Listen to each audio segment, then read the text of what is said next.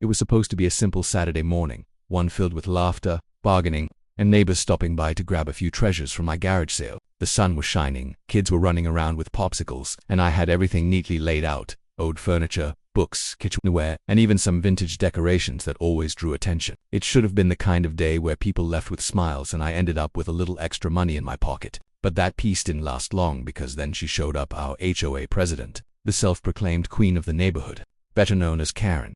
Her sharp heels clicked on the driveway like warning shots, her oversized sunglasses covering the glare in her eyes.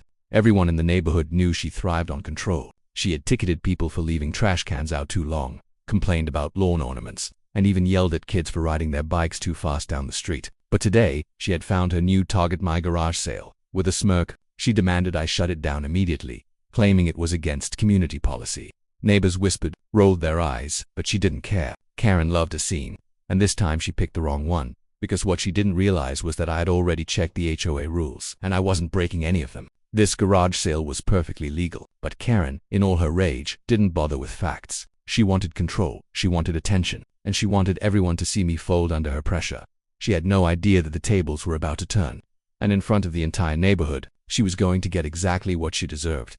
The morning air was crisp, the kind of fresh breeze that made the whole world feel calm and alive. It was the perfect day for a garage sale. I had been preparing for weeks, carefully sorting through boxes that had been sitting untouched in the attic, organizing shelves of books I hadn't opened in years, and dusting off furniture that no longer fit in my home. Everything was laid out neatly in the driveway: tables stacked with glassware, rows of children's toys, bins of clothes, a rack of old jackets, and a special corner for antiques and vintage decorations.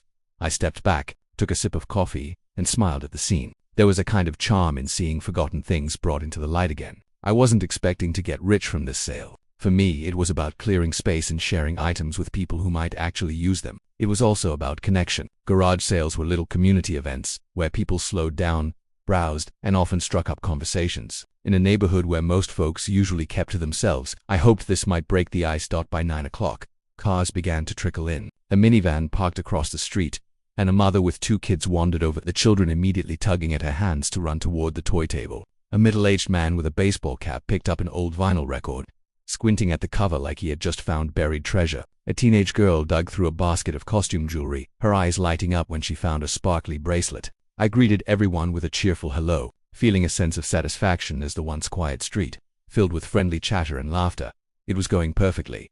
Neighbors strolled over with smiles, waving at one another. Some grabbed hot coffee from a small stand my niece had set up on the side, while others lingered, telling me stories about how they used to own something just like this years ago. The atmosphere felt warm and easy, the way neighborhoods are supposed to feel. But like a shadow creeping over the sunshine, the peace didn't last. At 10:30 sharp, I heard the distinct screech of tires, sharper than any of the relaxed parking I had seen all morning. My stomach tightened. Only one person in this neighborhood drove like that. Sure enough, the sleek black SUV rolled into view, pulling up with dramatic flair right in front of my driveway. The chatter among the neighbors hushed almost instantly. Karen had arrived. She swung the door open with force and stepped out, her heels clacking against the pavement like gunshots. She wasn't just any neighbor, she was the president of our HOA, a self-appointed enforcer of every small rule in the community. Most people called her Karen behind her back, but everyone knew exactly who was being talked about. Her reputation preceded her. Complaints about lawn ornaments, threats about the length of grass, warnings about where trash cans were placed. If she saw so much as a bicycle leaning on a tree, she'd send out a community-wide email the next morning. And now her piercing gaze had landed on me. I stood my ground, still smiling politely as she walked toward me. But there was no warmth in her approach. Her oversized sunglasses reflected the rows of tables in front of my garage, as if she was surveying a crime scene. "You can't do this," she said sharply, without a single greeting. Her voice was loud enough for everyone nearby to hear. Conversations around us paused, people pretending to browse but obviously listening.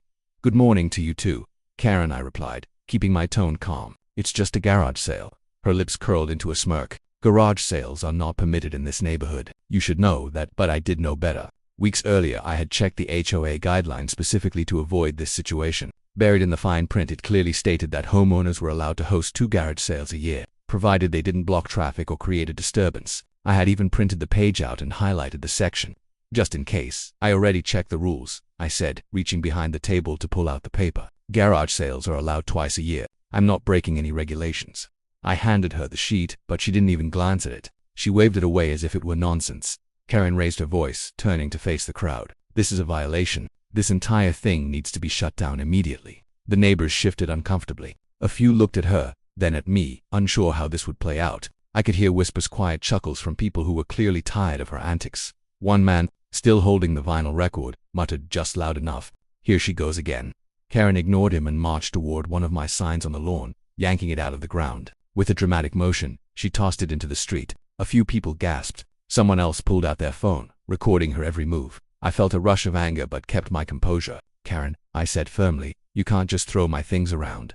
This is unauthorized," she snapped, her face turning red. "I am the HOA president, and I am ordering you to stop this immediately." The crowd's mood shifted. No longer silent, neighbors started voicing their opinions. "Come on, Karen, it's just a garage sale. Seriously, nobody cares but you. She's not breaking any rules." Their words only fueled her fury. Karen turned back to me, her voice rising even higher. "If you don't pack this up right now, I'll have you fined. Everyone here is trespassing." That was the moment when the cheerful atmosphere completely broke. The tension was so thick you could almost touch it. But while Karen thought she was intimidating me, she didn't realize the tide was already turning. Neighbors were fed up, and the sight of her throwing my sign had crossed a line. I glanced around and saw more phones recording, more heads shaking. The power she once had over this community seemed to slip a little more with every second she continued her tantrum. Inside, I took a deep breath. I knew this was only the beginning. Karen wasn't going to walk away quietly, and as much as I wanted the day to go smoothly, I had the uneasy feeling that my garage sale was about to become the battlefield where Karen's control over the neighborhood would finally be challenged. The crowd around my driveway had gone quiet again, but this time the silence wasn't from shock, it was from anticipation. Everyone knew Karen, and everyone knew her temper. Watching her unravel was like watching a storm cloud twist in the sky. You didn't know exactly what was coming, but you could feel the pressure in the air before the rain hit. I stood at the center of it all, my tables of belongings around me like a little fortress. People shifted nervously, some pretending to look through boxes of books or dishes while clearly keeping their ears on Karen's tirade. Others stood openly watching, phones held up, the faint red lights of their cameras flashing in the sunlight. She hadn't noticed yet, too caught up in her own performance. Karen marched closer, heels stabbing the concrete, pointing her finger at me like I was a criminal on trial. "This is exactly why our neighborhood is going downhill," she shouted. "You bring in strangers, you create traffic, you lower property values. This garage sale is not only a nuisance, it's a disgrace." A soft laugh came from the back of the crowd. A teenage boy leaned against a tree, arms crossed, smirking at her dramatics. "It's a garage sale, not a rock concert," he called out. A ripple of laughter spread through the group. Karen spun around, her sunglasses flashing, and glared in his direction. "Do you even live here?" she snapped. He shrugged. "My grandma does. I'm helping her carry stuff." He grinned, not intimidated in the slightest. That grin alone seemed to make Karen's blood boil. I decided it was time to step in before she turned her wrath on a kid. "Karen," I said firmly, keeping my voice calm but clear, "this sale is within HOA rules. You can't just come here and demand I shut it down because you don't like it." She whipped back toward me, her mouth tightening like she'd tasted something sour. "I am the HOA. My word is the final word." That line was a mistake. From the crowd, a woman named Mrs. Perkins spoke up. She was one of the longest residents in the neighborhood, a quiet, silver-haired lady who rarely raised her voice. But when she did, people listened. "No, Karen," she said, her tone sharp. "You are the president. You enforce the rules. You don't get to make them up." The murmurs grew louder. Neighbors exchanged glances, emboldened by Mrs. Perkins' words. A man near the coffee stand chimed in. "Yeah, I read the rules too. Garage sales are allowed." Karen's face flushed crimson. For a moment, I thought she might explode right there, but instead she turned her fury back on me. She stepped closer, so close I could smell the heavy perfume clinging to her, the kind that made the air thick. "If you don't shut this down, I'll find you myself. I'll make sure you regret this." Her voice was venom, but all I could think about was how absurd she looked standing in the middle of a driveway full of toys, dishes, and used jackets, threatening me like we were in some courtroom drama. I took another deep breath and forced myself to stay composed. Losing my temper would only feed her. "Karen," I said, keeping my voice steady, "you don't have the power to make up fines. If you want to take this to the HOA board, go ahead. But until then, this sale continues." The crowd murmured again, louder this time, supportive. Someone clapped, and then quickly stopped, but it was enough to send another ripple of unease through Karen. She wasn't winning this battle, and she knew it. That's when she lost control. With a sudden motion, she shoved one of the smaller tables near the driveway, sending a stack of books tumbling to the ground. Gasps filled the air. Someone shouted, "Hey!" Another neighbor muttered, "That's not okay." Phones were raised higher, recording every second. I bent down quickly, gathering the books before they were damaged. My hands shook with anger, but I kept my voice firm. "You need to leave, Karen." "I will not leave." she shrieked, her voice cracking. This is my neighborhood, and I will not be disrespected. The scene was spinning out of control, and she didn't realize it was her, not me, losing ground. Every word she shouted, every move she made was caught on camera, and the neighbors' people she had pushed around for years were finally standing together, not against me, but against her. Mrs. Perkins stepped forward again, her eyes narrowing. Karen, enough. You're embarrassing yourself. Go home. But Karen didn't back down. Instead, she stormed toward another sign propped near the garage. She yanked it up so violently that the wooden stake splintered in her hand. She hurled it onto the driveway, narrowly missing a box of fragile dishes. This time there was no nervous laughter or quiet murmurs. The crowd erupted. What's wrong with you? You can't just destroy people's property. Somebody call the police already. The word police seemed to pierce the haze of rage swirling around her, but Karen still tried to hold her ground. Fine, call them. They'll be on my side, she shouted, but I could see the flicker of uncertainty in her eyes. She wasn't as confident as she sounded, and for the first time, maybe she realized she had gone too far. I picked up my phone, my hand steady now, and said clearly, I think that's a good idea. Karen's mouth opened, but no words came out. Around us, neighbors were already dialing, already sending the message that they weren't going to tolerate her bullying anymore. The power she had wielded for so long through fear, intimidation, and threats was slipping away, and she could feel it. As I waited for the line to connect, the crowd around me no longer felt tense. It felt united. People weren't just defending me. They were defending themselves, their right to live without being controlled by one person's ego. And as Karen stood there, breathing heavily, her face red, her hands shaking, I knew this was only the beginning. The real reckoning hadn't arrived yet, but it was coming. The ringing in my ear felt louder than the chatter of the crowd as the phone connected. My voice stayed steady, though my heart pounded like a drum inside my chest. I gave the dispatcher my address, explained the situation calmly, and by the time I hung up, every eye was back on Karen. She stood frozen, gripping her broken signpost like a weapon, though she didn't dare raise it again. Her sunglasses hid her eyes, but nothing could hide the way her lips trembled with rage. The air was thick with tension. Children were pulled closer to their parents, a few neighbors whispering nervously as if afraid Karen might spiral even further. But most of the crowd looked firm, united, unwilling to let her antics go unchecked this time. Phones were still up, red dots blinking, cameras rolling. Karen had ruled this neighborhood for years by intimidation, but now she was surrounded by witnesses, not scared, not silent, but ready. You all are making a mistake, Karen finally spat, her voice sharp, though weaker than before. The police will side with me. They always do. I'm the HOA president, and I run this community. From the back of the group, someone shouted, not anymore, you don't. The words struck like a spark, and murmurs of agreement rippled through the neighbors. Karen's head snapped toward the voice, her whole body shaking as she tried to cling to the scraps of authority slipping through her hands. Minutes felt like hours, and then the sound of sirens cut through the heavy air. Blue and red lights flashed against the neat rows of suburban houses, bouncing off car windows and the white siding of homes. Karen straightened up, smoothing her blouse as if preparing for victory. She adjusted her sunglasses and raised her chin, suddenly trying to look composed. Two officers stepped out of the patrol car, their boots crunching against the pavement. They scanned the crowd, already aware they were stepping into a mess. One officer, tall with a calm but firm expression, approached me first. We got a call about a disturbance, he said. Can you explain what's going on? Before I could answer, Karen pushed her way forward, her voice shrill and desperate. Yes, I can explain. This woman, she jabbed her finger toward me, is holding an illegal garage sale. She's bringing in strangers, disrupting the neighborhood, and breaking HOA rules. I demand you shut this down immediately. The officers glanced at one another, unimpressed by her theatrics. The taller one turned back to me. Is that true? Are you breaking any regulations? I pulled out the folded copy of the HOA guidelines I had kept handy and handed it to him. Garage sales are allowed twice a year. This is my first one. Everything is set up safely. No traffic blocked. No noise complaints.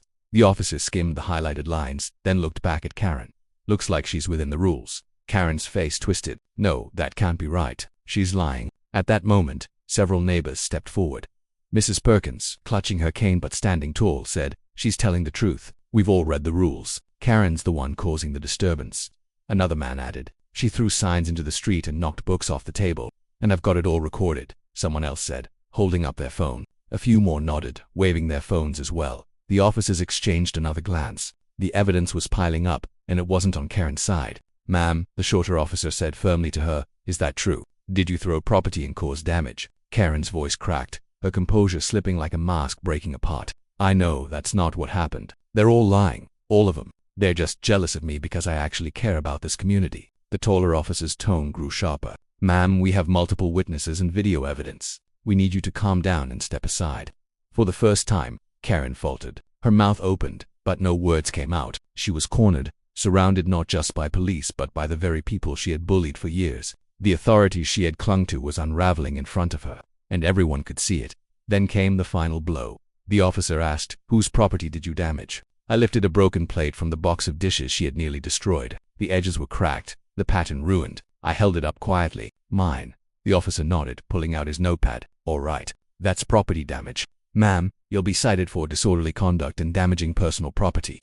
Gasps rippled through the crowd. Karen's face turned crimson, her hands trembling. "No, you can't do this to me. I'm the HOA president." The taller officer looked her square in the face. "That doesn't put you above the law." The words landed like a hammer. The neighbors erupted in murmurs, some even clapping softly. Phones captured every second. The once untouchable Karen now standing small and powerless in front of flashing lights and uniformed officers. Karen tried one last desperate plea, her voice breaking. "Please, you don't understand. They all hate me. They're setting me up. I was just trying to keep the neighborhood safe." But no one bought it. Not anymore.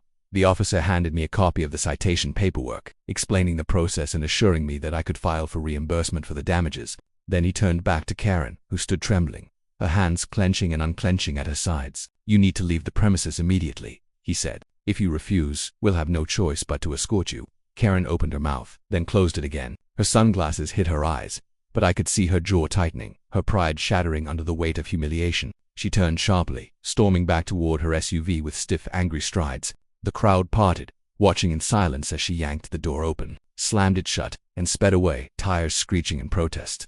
When the SUV disappeared down the street, the neighborhood erupted not in fear or tension, but in relief. People clapped openly now, laughter spilling into the air. Someone joked, "Well, I think this is the best garage sale we've ever had." Another neighbor called out, "Don't forget to add Karen drama to the price tags." The officers gave me a polite nod before leaving, their patrol car disappearing as quietly as it had arrived. And for the first time that day I felt like I could breathe again. The garage sale continued, but the mood had shifted. It wasn't just about buying things anymore. It was about celebration. About the neighborhood finally standing together against the one person who had kept them divided for years. And as I looked around at the smiling faces, the laughter, the clinking of coffee cups, I knew this wasn't the end. Karen would be back, one way or another. But she had been weakened. Her grip on the neighborhood had cracked, and we had all seen it. For the first time in a long time, we had hope.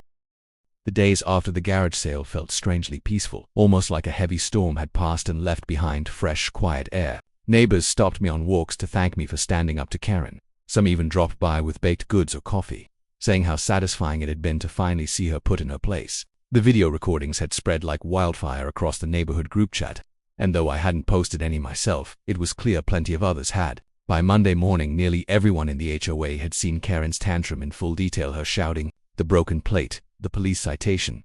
For years, she had run the community like a dictator, her voice louder than anyone else's, her presence intimidating enough that people avoided conflict. But now, her image had cracked. The HOA's queen wasn't invincible anymore. She was just another neighbor who had gone too far. Still, I couldn't shake the sense of unease. Karen wasn't the kind of person to accept defeat quietly. I knew she would come back swinging, and I worried about what her next move would be. My fears weren't unfounded. By Wednesday, an email blasted through the HOA mailing list. Subject line in all caps. "Important announcement from your HOA president." I clicked it open, my stomach tightening. The message was long and frantic. Karen claimed she had been set up at the garage sale, that neighbors had orchestrated a smear campaign to humiliate her. She accused me directly of flaunting disrespect, and said that the police had misunderstood the situation. She insisted she was still fully in charge of the HOA and warned everyone that further violations would be met with strict action. The tone was wild, erratic, dripping with bitterness. Instead of defending her reputation, she had dug the hole deeper, and judging by the wave of responses that quickly followed, replies from neighbors that ranged from frustrated to openly mocking, people weren't buying it. "This is ridiculous. Karen, you embarrassed yourself. Stop blaming others for your behavior. You're not the law. We're tired of this." For the first time, people weren't whispering their frustrations behind closed doors. They were saying it directly, out in the open where everyone could see. By Thursday evening, a new email circulated. This one wasn't from Karen, but from 3 other HOA board members. They announced an emergency community meeting to address recent incidents and concerns about leadership conduct. The meeting would take place Saturday morning at the clubhouse, and everyone was encouraged to attend. When I read it, my heart skipped. Karen had always kept her grip tight by running the board with fear, but now even her own members were breaking ranks. It was the first real sign that her power might not just be weakened, it might be crumbling. Saturday came quickly. The clubhouse parking lot was packed, more crowded than I'd ever seen it for any meeting. People streamed inside, buzzing with energy, carrying their frustrations like fuel ready to burn. I slipped into a seat near the middle, nodding to familiar faces who smiled back. At the front of the room sat the HOA board, Karen in the center, arms crossed, lips pursed, trying to look composed but failing miserably, and the 3 other members who exchanged uneasy glances as if they'd been dragged into this circus too many times before. The meeting began with the board secretary clearing her throat nervously. "We're here today to discuss recent events and the concerns raised by many homeowners about how our community is being managed." Before she could continue, Karen slammed her hand on the table. "This is unnecessary. I've been running this HOA for years, keeping this neighborhood safe and respectable. And now, because of a few troublemakers, everyone is questioning me. It's absurd." The room erupted with voices. People didn't hold back. "You're out of control, Karen. You embarrass the whole neighborhood. You've been bullying us for years." One by one, neighbors stood and told their stories. A father described how Karen had screamed at his kids for riding scooters on the sidewalk. A woman shared how Karen threatened her with fines for having a flower pot too close to the curb. An older man admitted he'd stopped hosting barbecue because she'd accused him of violating noise ordinances. As the stories piled up, Karen's composure crumbled. She shouted back, called people liars, waved her hands wildly. But the more she fought, the worse it looked. Every word only proved what everyone already knew. She thrived on control, not community. Finally, Mrs. Perkins stood, leaning on her cane. The room fell silent. "Enough," she said simply, her voice cutting through the chaos. "We've all seen the videos. We've all lived under her rule. It's time for a change." The board secretary nodded. "Then we'll put it to a vote. A motion to remove Karen as HOA president." The gasp from Karen was sharp, like air being sucked from the room. "You can't do this. You need me. Without me, this neighborhood will fall apart." But her pleas were drowned out as hands shot into the air. One after another, nearly every person in the room voted yes. The wave of raised arms stretched across the crowd like a sea of defiance. Only a handful stayed down, and even those looked hesitant. The motion passed. Karen's face went pale, her mouth hanging open in disbelief. "You can't. This is my neighborhood." But the decision was final. The secretary announced it calmly, effective immediately. "Karen is removed from her role as HOA president." The room erupted with applause. Relief, joy, and laughter filled the air, neighbors hugging each other, smiling like a weight had been lifted off their shoulders. Karen, however, bolted from her chair, her heels clicking angrily against the floor as she stormed out of the clubhouse, slamming the door behind her for the first time in years. The neighborhood felt free, but as the cheers settled, I couldn't help but wonder what Karen would do next. People like her didn't just disappear quietly. She might have lost her title, but she still lived among us, and she wasn't the type to forgive or forget. The storm wasn't over. It had only shifted. The weeks following Karen's removal as HOA president felt like stepping into a brand new neighborhood. The air seemed lighter, friendlier, free of the tension that had long lingered over every block. Kids played outside without their parents worrying about complaints. People parked their cars without double-checking for arbitrary warnings. Even something as simple as a lawn ornament or a flower pot could be enjoyed without fear of receiving a threatening email. For the first time in years, neighbors were talking openly to one another. Families who had stayed quiet to avoid drawing Karen's attention were finally coming out of their shells. Block parties were mentioned again, and the idea of starting a community garden floated around in conversation. It was as though one person's departure from power had breathed life back into everyone else. But Karen herself did not disappear. That was never her way. In the days after the vote, she sulked in her house, blinds drawn tight. Her once frequent HOA emails stopped completely, but her presence lingered. People would spot her SUV circling the neighborhood slowly, as if she were patrolling a kingdom that no longer belonged to her. She would stop abruptly in front of homes, glaring at new decorations or children playing, then speed off again without a word. At first, the neighbors whispered nervously. They feared she might retaliate, find loopholes, or stir up new trouble. But soon it became clear Karen had lost her weapon. Without the title of HOA president, she was just another homeowner. Her angry glares carried no weight. Her muttered complaints fell flat. The community had grown stronger, united by her downfall, and no one was afraid anymore. Still, her pride couldn't let go. 2 weeks after the meeting, she made one last attempt to reclaim power. Flyers appeared in mailboxes written in bold letters with dramatic warnings. "Our neighborhood is falling apart." The message went on to blame me, the board, and even Mrs. Perkins, accusing us of ruining the community's standards and welcoming chaos. She called for a petition to reinstate her as president. The result? Silence. No one signed her petition. Some neighbors tossed it straight into the trash. Others laughed and posted pictures of it in the group chat, mocking the melodramatic tone. A few even suggested framing the flyer as a souvenir of the last gasp of Karen's reign. The final blow came during the next HOA gathering, held just 1 month later. Attendance was higher than ever, neighbors excited to discuss new plans without fear of criticism. Karen stormed in halfway through, clutching her so-called petition, demanding to be heard. But when she stood before the group and waved her stack of papers, not a single person supported her. "Who here believes I should be reinstated?" she shouted, her voice cracking. The silence was crushing. Not one hand went up.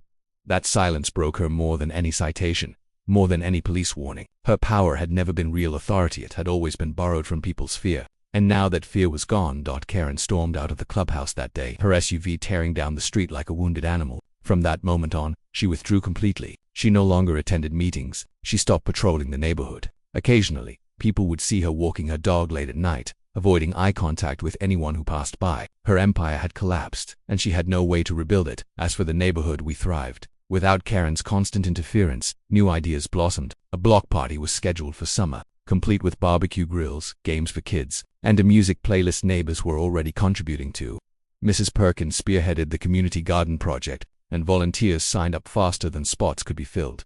My garage sale, which had started this entire battle, became a kind of legend. People joked about it, calling it the sale that saved the neighborhood. A few even suggested making it an annual tradition, with multiple families participating together. I laughed at the idea, but deep down I liked the thought of turning something that once caused chaos into something joyful. Looking back, I realized Karen had unintentionally given us a gift. By trying so hard to control us, she had pushed us apart. But by overreaching, by exposing her worst side in public, she had brought us together in a way we hadn't been in years. Her downfall became our turning point. One evening, as the sun set and kids raced down the street on scooters, I sat on my porch and watched the easy laughter fill the air. Neighbors waved to me, some stopping to chat, others dropping off invitations to weekend cookouts. The street glowed with warmth, a true community at last. Karen's house still loomed at the corner, blinds drawn, lights dim, but it no longer cast a shadow over us. She had been defeated not by me alone, but by all of us, standing together, refusing to be bullied any longer. And in that moment, I knew the battle was truly over. The queen had fallen, the neighborhood was free, and peace had finally returned.